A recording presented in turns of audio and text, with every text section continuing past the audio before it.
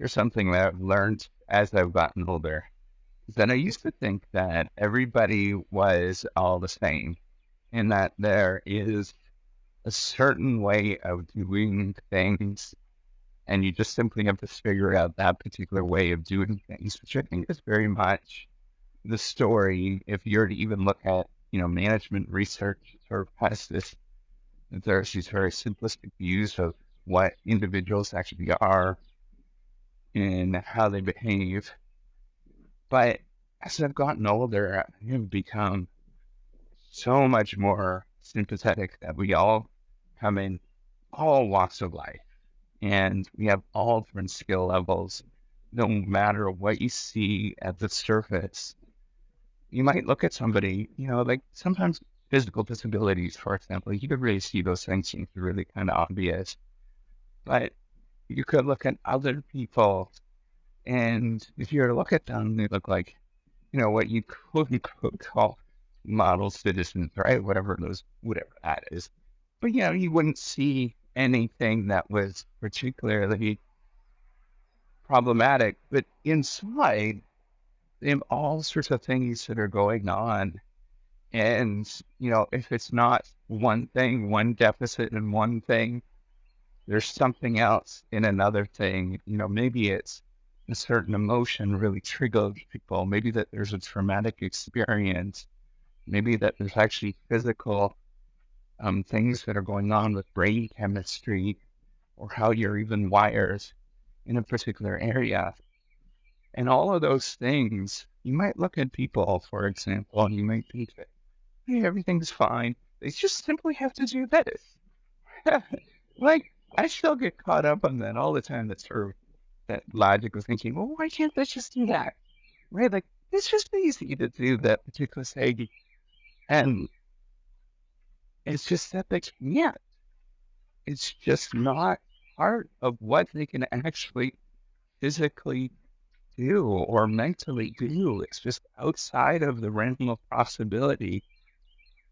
And yes, I do think that with, therapy and physical therapy and all the different things that you could do, that you can improve remarkably in some instances, some things that are going on. Right? There's all sorts of things, but there's often just physical things that you can't change. And even if you do those remarkable improvements, they still exist.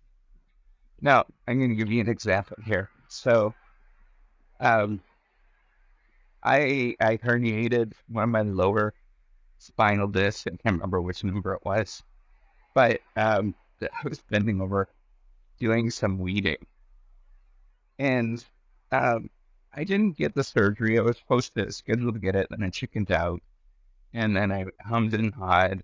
And by the time I went back, it was a year or two later. The part of it just kind of disappeared. But now I've got the scar tissue around my spine.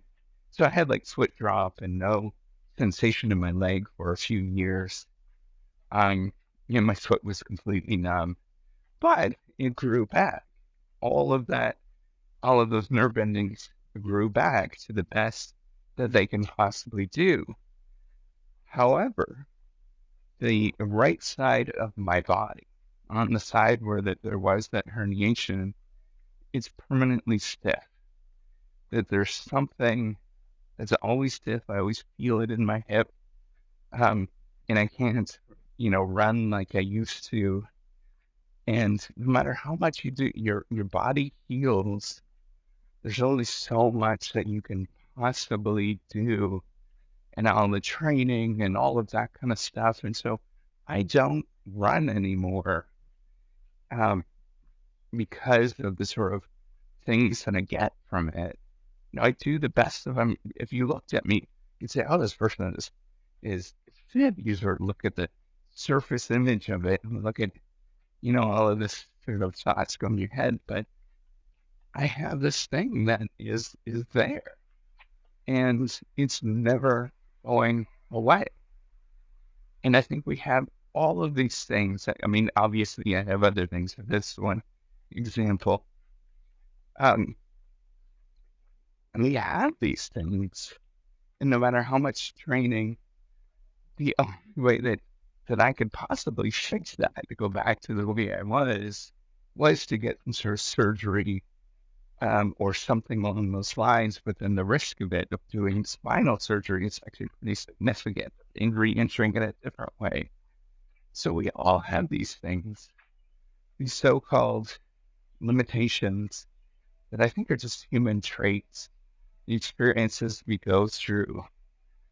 And instead of thinking about, um, instead of thinking about